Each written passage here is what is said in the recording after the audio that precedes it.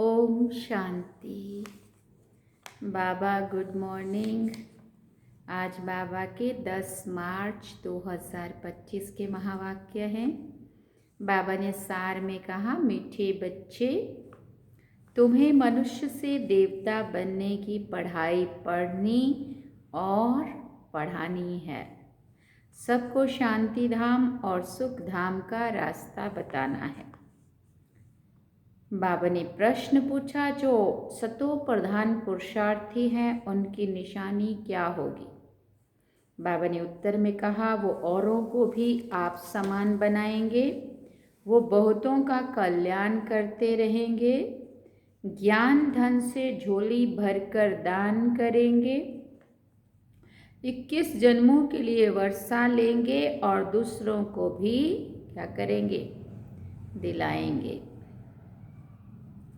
गीत है ओम नमो शिवाय।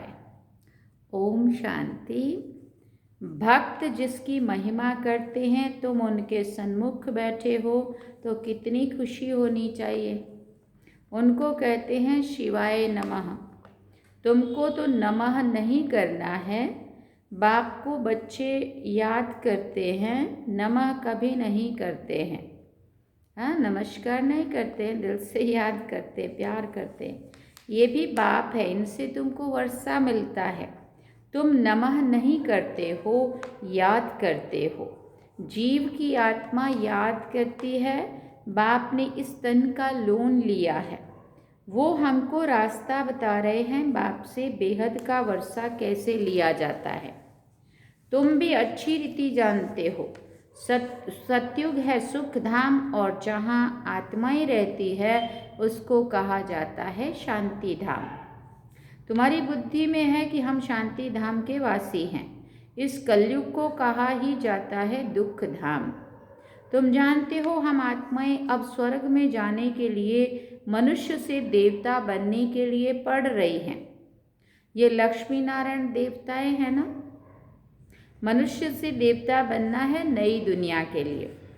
बाप द्वारा तुम पढ़ते हो, जितना पढ़ेंगे। पढ़ाई में पुरुषार्थ कोई का तीखा होता है, कोई का ढीला होता है। सतो प्रधान पुरुषार्थी जो होते हैं, वो दूसरे को भी आप समान बनाने का नंबरवार पुरुषार्थ कराते हैं, बहुतों का कल्याण करते हैं। जितना धन से झोली भरकर और दान करेंगे उतना फायदा होगा। मनुष्य दान करते हैं, उनका दूसरे जन्म में अलग काल के लिए मिलता है। उसमें थोड़ा सुख, बाकी तो दुख ही दुख है। तुमको तो 21 जन्मों के लिए स्वर्ग के सुख मिलते हैं। कहाँ स्वर्ग के सुख और कहाँ ये दुख। बेहद के बाप द्वारा तुमको स्वर्ग में बेहद का सुख मिलता है। ईश्वर अर्थ दान पुण्य करते हैं ना, वो है इनडायरेक्ट। अभी तुम तो सन्मुख हो ना। अब बाप बैठ समझाते हैं, भक्ति मार्ग में ईश्वर अर्थ दान पुण्य करते हैं तो दूसरे जन्म में मिलता है। कोई अच्छा करते हैं तो अच्छा मिलता है, कोई पाप आदि करते हैं तो उसको ऐसा मिलता है। यहाँ कलयुग में तो पाप ही होते रहते हैं, पुण्य होता ही नहीं है। करके अलग काल के लिए सुख मिलता है। अभी तो तुम भविष्य सतयुग में 21 जन्मों के लिए सदा सुखी बनते हो। उसका नाम ही है सुख धाम। प्रदर्शनी में भी तुम लिख सकते हो कि शांति धाम और सुख धाम का ये मार्ग है। शांति धाम और सुख धाम में जाने का सहज मार्ग। अभी तो कलयुग है ना। कलयुग से सतयुग, पतित दुनिया से पावन दुनिया में जाने का सहज रास्ता, बिगर कौड़ी खर्चा। तो मनुष्य समझें, क्योंकि पत्थर बुद्धि है ना। बाप बिल्कुल सहज करके समझाते हैं। इसका नाम ही है सहज राजयोग, सहज ज्ञान। बाप तुम बच्चों को कितना रिस्पॉन्सिबल बनाते हैं। ये लक्ष्मी नारायण सेंसिबल है ना। भले श्री कृष्ण के लिए क्या क्या लिख दिया है, वो है झूठे कलंक। श्री कृष्ण कहता है, मैया मोरी मैं नहीं माखन खायो। अब इसका भी अर्थ नहीं समझते हैं। मैं नहीं माखन खायो तो बाकी खाया किसने, बाबा पूछते हैं।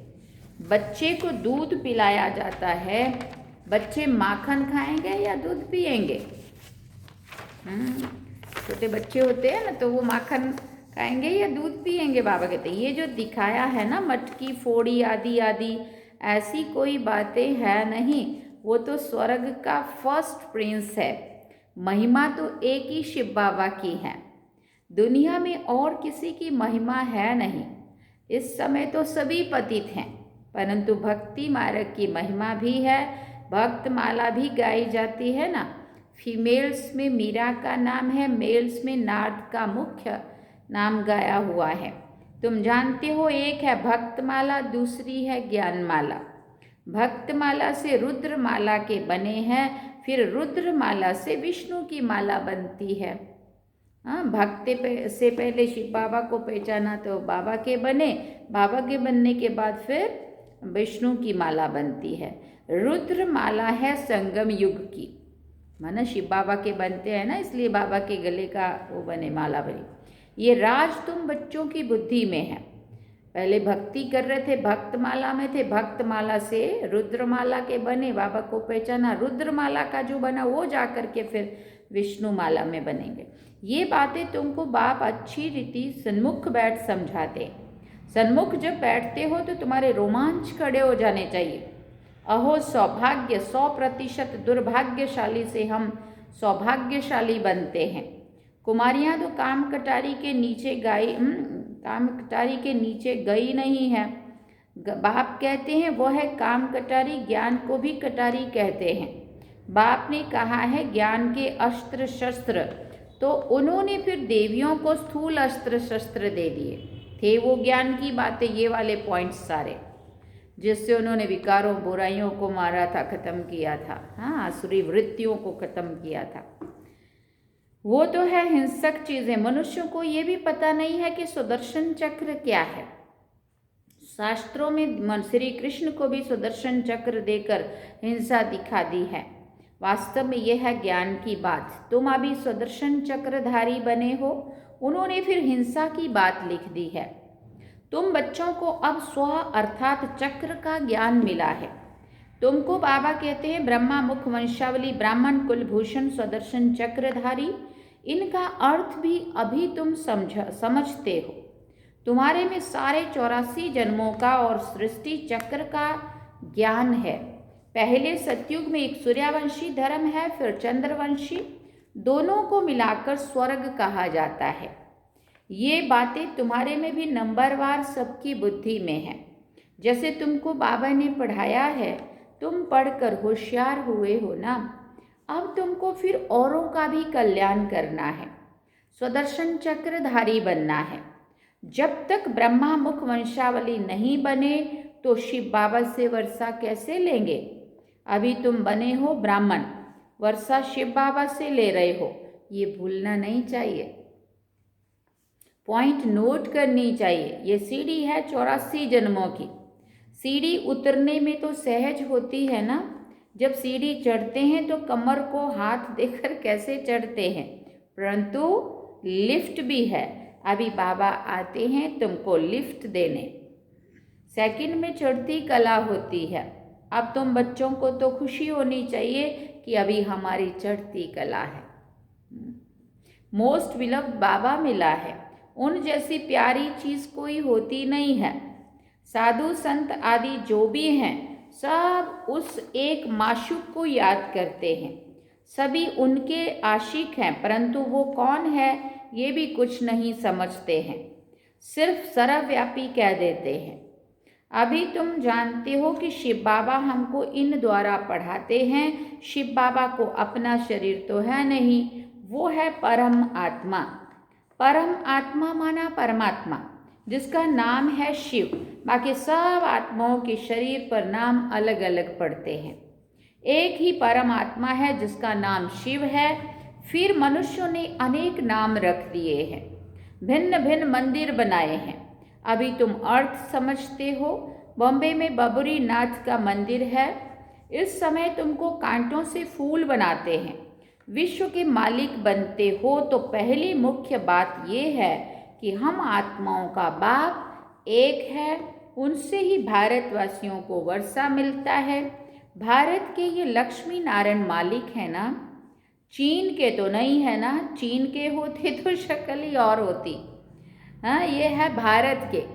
अब भारत के देवताएं देखो भारत जैसे हैं। बाबा कहते हैं चीन और या और कहीं के है तो नहीं है ना, क्योंकि नहीं तो वहाँ के होते तो शक्ल और जैसी होती। पहले पहले गोरे फिर सांवरे बनते हैं। आत्मा में ही खाद पड़ती है, सांवरी बनती है। मिसाल सारा इनके ऊपर है। भ्रमरी कीड़े को चेंज कर आप समान बनाती है। सन्यासी क्या चेंज करते हैं? सफ़ेद कपड़े वाले को गेरू कपड़े पहनाकर माथा मुड़ा देते हैं। ये परिवर्तन करते हैं। तुम तो ये ज्ञान लेते हो, ऐसे लक्ष्मी नारायण जैसा शोभनिक बन जाएंगे। अभी तो प्रकृति भी तमो प्रधान है, तो ये धरती भी तमो प्रधान है, नुकसानकारक है। फिर बाबा ने कहा आसमान में तूफान लगते हैं, कितना नुकसान करते हैं, उपद्रव होते रहते हैं। अभी इस दुनिया में है परम दुख, वहाँ फिर परम सुख होगा।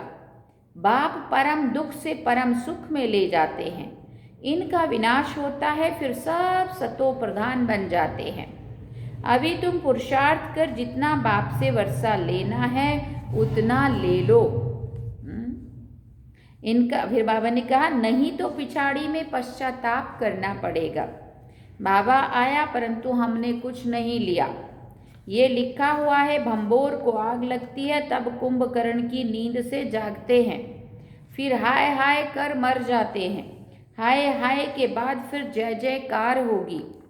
कलयुग में हाय हाय है ना, एक दो को मारते रहते हैं, बहुत ढेर के ढेर मरेंगे। देखो ये सीन कैसे कैसे आने वाले हैं। अभी कलयुग के बाद फिर सतयुग जरूर होगा। बीच में यह है संगम युग, इसको पुरुषोत्तम युग कहा जाता है। बाप तमो प्रधान से सतो प्रधान बनने की युक्ति अच्छी बताते हैं। सिर्फ कहते हैं मुझे याद करो और कुछ भी नहीं करना है। अभी तुम बच्चों को माथा आदि भी नहीं टेकना है। बाबा को कोई हाथ जोड़ते हैं तो बाबा कहते हैं ना तो तुम आत्मा को हाथ है ना बाप को, फिर हाथ किसको जोड़ते हो? तो स्थूल चीज़ें हो गई ना, बाबा भी बिंदु है, आत्मा भी बिंदु है। कौन जोड़ रहा है हाथ और किसको जोड़ रहा है? स्थूल चीज़ तो है नहीं जो देखनी है हमें। कलयुगी भक्ति मार्ग का एक भी चिन्ह नहीं होना चाहिए। हे आत्मा तुम हाथ क्यों जोड़ती हो? सिर्फ मुझ बाप को याद करो। याद का मतलब कोई हाथ जोड़ना नहीं है। मनुष्य तो सूर्य को भी हाथ जोड़ेंगे, कोई महात्मा को भी हाथ जोड़ेंगे, तुमको हाथ नहीं जोड़ना है। ये तो मेरा लोन लिया हुआ तन है। परंतु कोई हाथ जोड़ते हैं तो रिटर्न में जोड़ना पड़ता है। तुमको ये समझना है कि हम आत्मा है, हमको इस बंधन से छूटकर अब वापिस घर जाना है। इनसे तो जैसे नफरत आती है, इस पुराने शरीर को छोड़ देना है। जैसे सर्प का मिसाल है ना, भ्रमरी में भी कितना अकल है जो कीड़े को भ्रमरी बना देती है। तुम बच्चे भी जो विषय सागर में गोते खा रहे हैं उनको उससे निकालकर क्षीर सागर में ले जाते हैं। फिर बाबा ने कहा तुम बच्चे भी जो विषय सागर बाबा कहते तुम बच्चे भी जो विषय सागर में गोते खा रहे हो उनसे निकालकर क्षीर सागर में ले जाते। अब बाप कहते हैं चलो शांति धाम। मनुष्य शांति के लिए कितना माथा मारते हैं। सन्यासियों को स्वर्ग की जीवन मुक्ति तो मिलती नहीं है।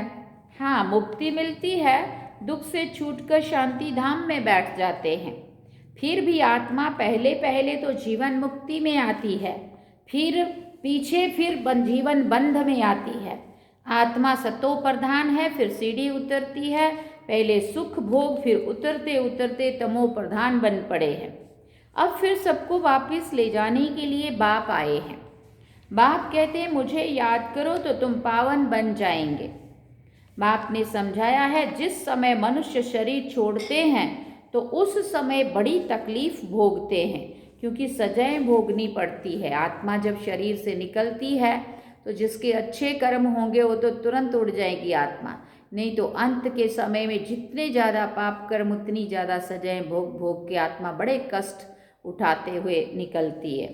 जैसे काशी कलवट खाते क्योंकि सुना है शिव पर बलि चढ़ने से मुक्ति मिल जाती है। तुम अभी बलि चढ़ते हो ना, तो भक्ति मार्ग में भी वो बातें फिर चलती है, तो शिव पर जाकर बलि चढ़ते हैं। अब बाप समझाते वापस तो कोई भी जा नहीं सकते हैं, हाँ इतना बलिहार जाते हैं तो पाप कट जाते हैं, फिर हिसाब किताब नए सिरे से शुरू होता है। तुम इस सृष्टि को जान गए हो, इस समय सबकी उतरती कला है। बाप कहते हैं मैं आकर सड़क की सदगति करता हूँ, सबको घर ले जाता हूँ, पतितों को साथ नहीं ले जाऊंगा, इसलिए अब पवित्र बनो तो तुम्हारी ज्योत जग जाएगी। शादी के टाइम स्त्री के माथे पर मटकी में ज्योत जगाते हैं, ये रस्म भी यहाँ भारत में ही है। स्त्री के माथे पर मटकी में ज्योत जगाते हैं, पति के ऊपर नहीं जगाते हैं, क्योंकि पति के लिए तो ईश्वर कहते हैं, ईश्वर पर फिर ज्योत कैसे जगाएंगे। तो बाप समझाते मेरी तो ज्योति जगी हुई है, मैं तुम्हारी ज्योति जगाता हूँ। असल में वो आत्मा की ज्योत जगाते, इसलिए स्त्री माना सजनी और साजन के माथे पे नहीं जगाते, सजनी के माथे पे जगाते कि आत्मा की ज्योत शिव बाबा जगाने आया। बाप को क्षमा भी कहते हैं। ब्रह्म समाजी फिर ज्योति को मानते हैं, सदैव ज्योति जगी रहती है, उनको ही याद करते हैं, उनको ही भगवान समझते हैं। दूसरे फिर समझते हैं छोटी ज्योति बड़ी ज्योति में समा जाएगी, आत्मा परमात्मा में समा जाएगी, ऐसा अनेक मतें हैं। बाप कहते तुम्हारा धर्म तो अथाह सुख देने वाला है, तुम स्वर्ग में बहुत सुख देखते हो, नई दुनिया में तुम देवता बनते हो, तुम्हारी पढ़ाई है ही भविष्य नई दुनिया के लिए, और सब पढ़ाइयाँ हैं यहाँ के लिए होती है। यहाँ तुमको पढ़कर भविष्य में पद पाना है। गीता में भी बरोबर राजयोग सिखाया है। फिर पिछाड़ी में लड़ाई लगी, कुछ भी नहीं रहा, पांडवों के साथ कुत्ता दिखाते हैं। अब बाप कहते हैं मैं तुमको गॉड गॉडेज बनाता हूँ। यहाँ तो अनेक प्रकार के दुख देने वाले मनुष्य हैं, काम कटारी चलाए कितना दुखी बनाते हैं। तो अब तुम बच्चों को ये खुशी रहनी चाहिए कि बेहद का बाप ज्ञान का सागर हमको पढ़ा रहे हैं। मोस्ट विलव्ड माशुक है, हम आशिक उनको आधा कल्प याद करते हैं, तुम याद करते आए हो। अब बाप कहते हैं मैं आया हूँ, तुम मेरी मत पर क्या करो, चलो अपने को आत्मा समझ मुझ बाप को याद करो, दूसरा ना कोई। सिवाय मेरी याद के तुम्हारे पाप भस्म नहीं होंगे। हर बात में सर्जन से राय पूछते रहो, बाबा राय देंगे, ऐसे ऐसे तोड़ निभाओ। अगर राय पर चलेंगे तो कदम कदम पर पदम मिलेंगे। राय ली तो रिस्पॉन्सिबिलिटी छूटी। अच्छा मीठे मीठे सिकिल दे बच्चों प्रति माता पिता बाप दादा का याद प्यार और गुड मॉर्निंग। रूहानी बाप की रूहानी बच्चों को नमस्ते। हम रूहानी बच्चों की रूहानी माता पिता बाप दादा को दिलवा जान सिकवा प्रेम से याद प्यार गुड मॉर्निंग नमस्ते। थैंक यू बाबा, शुक्रिया बाबा। धारणा के लिए मुख्य सार है। पहला पॉइंट, बेहद के बाप से बेहद सुख का वर्षा लेने के लिए डायरेक्ट ईश्वर अर्थ दान पुण्य करना है। ज्ञान धन से झोली भरकर सबको देना है। दूसरी बात, इस पुरुषोत्तम युग में स्वयं को सर्व बंधनों से मुक्त कर जीवन मुक्त बनना है। भ्रमरी की तरह भूं भूं कर आप समान बनाने की सेवा करनी है। वरदान में बाबा ने कहा, सर्व प्राप्तियों के अनुभव द्वारा पावरफुल बनने वाले सदा सफलता मूर्त भव। सर्व प्राप्तियों के अनुभव द्वारा पावरफुल बनने वाले सदा सफलता मूर्त भव। बाबा ने कहा जो सर्व प्राप्तियों के अनुभवी मूर्त हैं वही पावरफुल हैं। ऐसी पावरफुल सर्व प्राप्तियों की अनुभवी आत्माएं ही सफलता मूर्त बन सकती हैं, क्योंकि अभी सर्व आत्माएं ढूंढेंगी कि सुख शांति के मास्टर दाता कहाँ हैं। तो जब आपके पास सर्व शक्तियों का स्टॉक होगा तब तो सबको संतुष्ट कर सकेंगे ना। जैसे विदेश में एक ही स्टोर से सब चीज़ें मिल जाती हैं, ऐसे आपको भी बनना है। ऐसे नहीं कि सहन शक्ति हो सामना करने की, नहीं, सर्व शक्तियों का स्टॉक चाहिए, तब सफलता मूर्त बन सकेंगे। स्लोगन में बाबा ने कहा, मर्यादाएं ही ब्राह्मण जीवन के कदम हैं, कदम पर कदम रखना माना मंजिल के समीप पहुंचना। मर्यादाएं ही ब्राह्मण जीवन के कदम है, कदम कदम पर चलना, बाबा के उसमें चलना, श्रीमत पर चलना माना मर्यादाओं के अनुसार चलना। तो कदम पर कदम रखना माना ही मंजिल के समीप पहुंचना। अच्छा, ओम शांति। अव्यक्त इशारे में बाबा ने आज कहा, सत्यता और सभ्यता रूपी कल्चर को अपनाओ। आजकल कोई एक विशेष भाषा यूज करते हैं, हमसे असत्य देखा नहीं जाता, असत्य सुना नहीं जाता, इसलिए असत्य को देख, झूठ को सुन करके अंदर में जोश आ जाता है, गुस्से में आ जाते हैं तुरंत जब किसी को देखते हैं कि झूठ बोल रहा है, हाँ, या झूठ कुछ गलत कर रहा है और फिर झूठ बोल रहा है, हाँ, तो वो फिर ऐसा बोलते हैं, गुस्से में आ जाते हैं कि हमारे से ऐसा झूठ नहीं देखा जाता। लेकिन यदि वो असत्य है और आपको असत्य देखकर जोश आता है, तो वो जोश भी असत्य है ना। बाबा ने तो वो भी नहीं भूला हुआ है, वो भी तो छुट्टी नहीं दी है ना। वो गलत कर रहा है तो तू गुस्सा कर लेना, तो वो भी तो एक कमज़ोरी तो हुई ना। असत्य को खत्म करने के लिए स्वयं में सत्यता की शक्ति को धारण करो, ना कि आवेश, जोश, क्रोध, है ना। सार में बाबा ने कहा, मीठे बच्चे, तुम्हें मनुष्य से देवता बनने की पढ़ाई पढ़नी और पढ़ानी है। सबको शांति धाम और सुख धाम का रास्ता बताना है। तो ये है बाबा के आज के महावाक्य जो हम सभी ने सुने। और आपको एक काम दिया गया था कि रोज़ रोज़ बोलना पड़ेगा क्या? हाँ, क्योंकि जो आपको कहा था कि जो रोज़ ओम शांति या थैंक यू बाबा या लाइक करें और उसको कमेंट करें, मना उसमें लिखें ओम शांति बाबा या दीदी या थैंक यू बाबा, गुड मॉर्निंग बाबा, कुछ भी, मतलब कुछ भी लिखो चाहे, लेकिन लिखो ज़रूर, है ना, ताकि पता चले कि आपने ये मुरली सुनी है। हाँ, नहीं तो हमारी मेहनत का कोई मतलब नहीं। मैं तो ऐसा सोच रही हूँ अब इसको बंद कर देना चाहिए, है ना। अगर आप लोग ये तो वैसा लिख देना उसमें कि बंद कर दो, तो या व्हाट्सएप पे लिख देना अलग से। अगर नहीं सुनना चाहते हैं कोई भी तो फिर उसको, फिर मैं चाहती हूँ यही टाइम में कहीं और दूँ, है ना। तो बाकी तो आप सभी अभी महिला दिन भी मना लिया।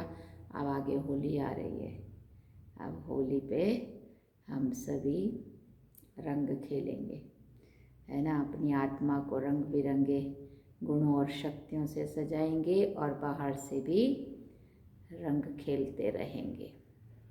चलिए बाबा की